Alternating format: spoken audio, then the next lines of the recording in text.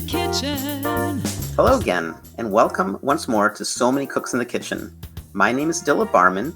We had another promotional video introducing you to our show.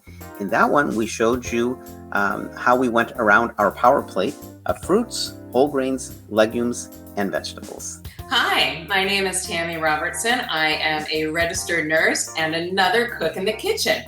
Let's take a look at some of our more recent shows. Hi, my name is Carolyn Strickland, and I'm one of the So Many Cooks in the Kitchen. I wrote and sang our theme song. After going around the power plate, we had some shows on things like tofu and holiday desserts, heart healthy foods, soups and stews, and comfort foods. Hi, I'm Angelita Alvarez Hughes, and I love being a cook in the kitchen. We have cooks all over the world. We've got Scotland, Brazil, Abu Dhabi, and I myself am in Greenville, South Carolina.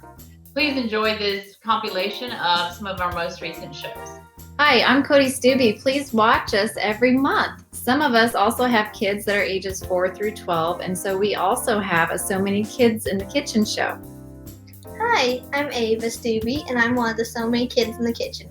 Our shows are on every other month, and we invite you to join us. You can also find our recipes online so you can cook along with us. They're so easy that even kids can do them.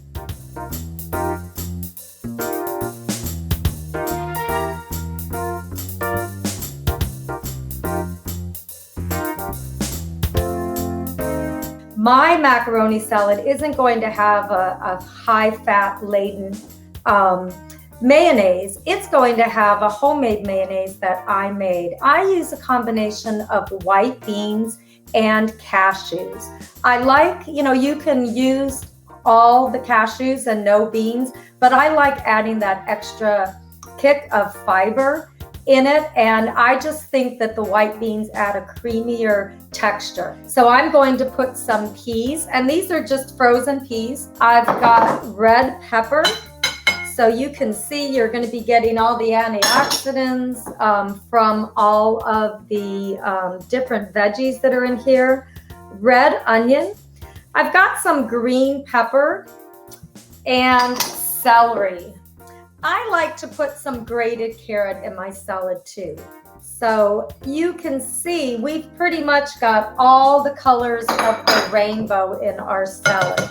And I'm going to add to this some plain white vinegar, some maple syrup, and about 2.5 tablespoons of yellow mustard. Let me go ahead and mix this up, and then we are going to put this in our salad. I'm going to whip this a little bit. You can see it's getting incorporated better. And I'm going to put just a sprinkle of salt and pepper. If you're not eating salt, then, of course, leave it out. This salad now, you can eat it right away, but it will taste better when you let it sit in the refrigerator for up to 3 hours or even overnight. So it's a great salad to make the night before and then enjoy it the next day. So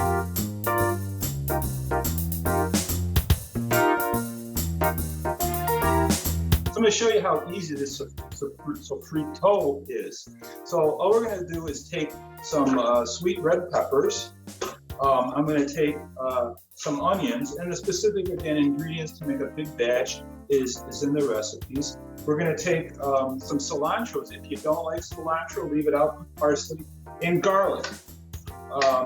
The one additional item I'm going to add is a green pepper. And for those of you that haven't seen this before on the show or aren't familiar, I'm going to show you a really easy way to cut up a green pepper. You cut off the top, cut off the bottom, slice it down the side, and then just go ahead and cut these bitter insides out. And all we're going to do is just cut this into big chunks, because this is all going to get blended and made into a really nice sofrito. All right. And now, so look at this sofrito. Isn't it just lovely? What can you use it on? I mean, I put it on rice, put it with beans, a side of beans, and put the nacho chips. You can put it in a jar like this. got this jar while we were on vacation in Ireland about 1.5 years ago, and keep that in the refrigerator for a couple of weeks. Pull it out and throw it on a salad or use it in dishes. But I'd be really interested to see how else people might want to use this sofrito, this fresh vegetable.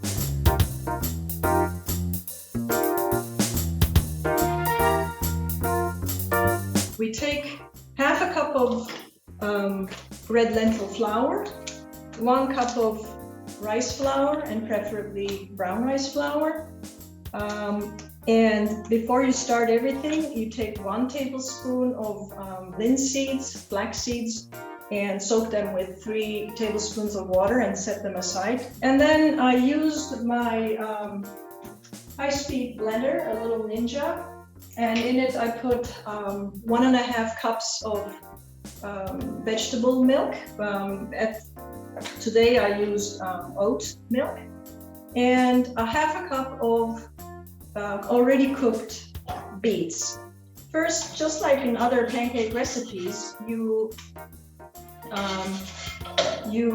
mix the dry ingredients, and then of course you mix separately the wet ingredients, and then you put the two together and obtain a beautiful batter, just as you see here. And then with it, cook your pancakes. This recipe that I've given you makes about 24 small pancakes, and I like making small ones. And it's good to get your pan nice and hot before you start making your pancakes, but I'm sure you all make pancakes and you know those steps.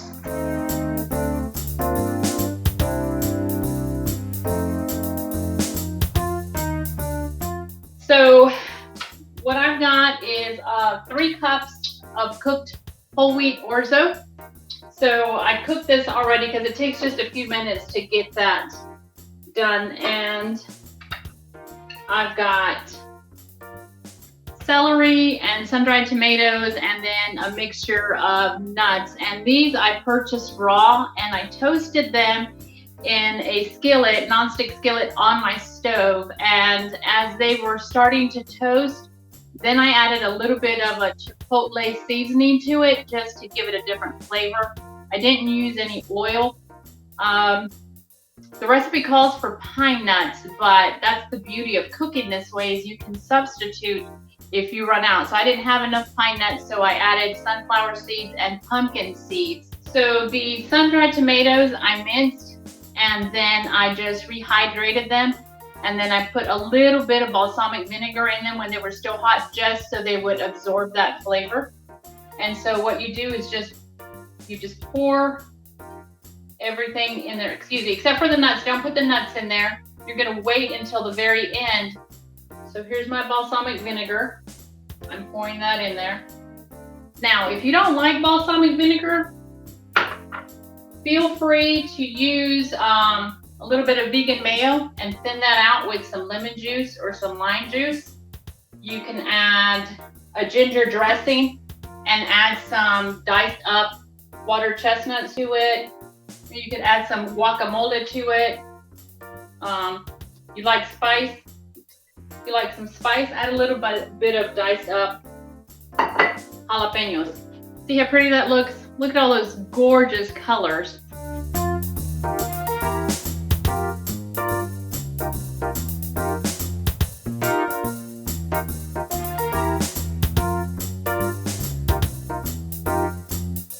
Today I'm going to be making a taco salad. So you want to take about 4 cups kale. I'm going to take it off the stem and massage it and rip it up into smaller pieces. Then you want 1 can of corn, a can of black beans. You want to drain and rinse the beans. And then you want a 1/2 cup of purple cabbage. Help me dump that in. This has 3/4 cup of cooked quinoa. And then in there, we want to put a teaspoon of garlic powder, a teaspoon of onion powder, a teaspoon of cumin, and a 1/2 teaspoon of chili powder. And then we also want to put a teaspoon of vegetable bouillon in there. Alright, this looks good. And then we want to take the salad bowl and mix this quinoa and put the quinoa mix in here. Alright, now you want to get about a 4th cup of tortilla chips and you can sprinkle it on the salad. Alright, quinoa taco salad.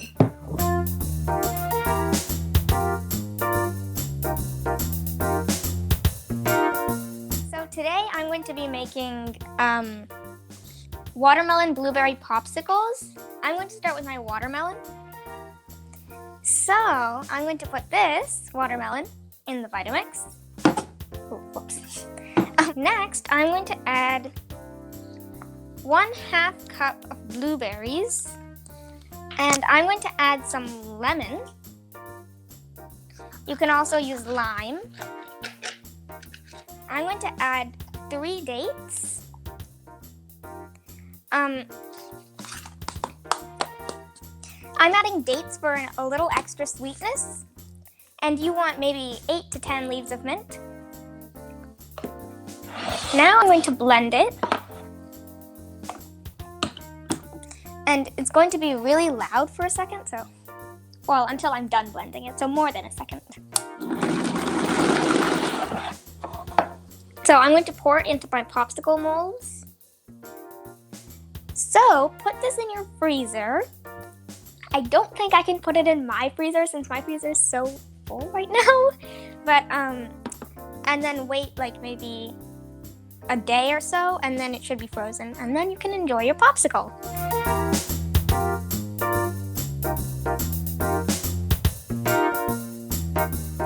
I'm Mia. And I'm Max. And today we're going to be making, I'm going to be making lime mousse, and Max is going to do lime mousse. Blueberry mousse and lime mousse. Okay, the first ingredient you're going to need is silken tofu. So our next ingredient is going to be maple syrup. And we're going to add 1/3 of it for each. So next, I'm going to take my lime, and make sure you wash it before you use it. This is already washed, so I'm just going to start zesting it in there while Max tells you his stuff. So I'm going to put 2 cups of blueberries. I already measured it, so that's why it's not in 2 cups. So I'm going to pour this in, and after I pour this in, I'm going to blend it, and while Mia's zesting it. So I'm done with my blueberry mousse. But now all I have to do is serve it and put the fruits. So let's just switch places because I'm going to need to blend. Next step is you're going to cut this lime in half. And while Mia's doing that, I'm going to open my banana and start cutting it. I like to open it from the bottom because it's just easier. So now I'm just going to squeeze all this lime juice in here as much as you can. Here. So now we are going to blend it up, and now I am going to decorate mine.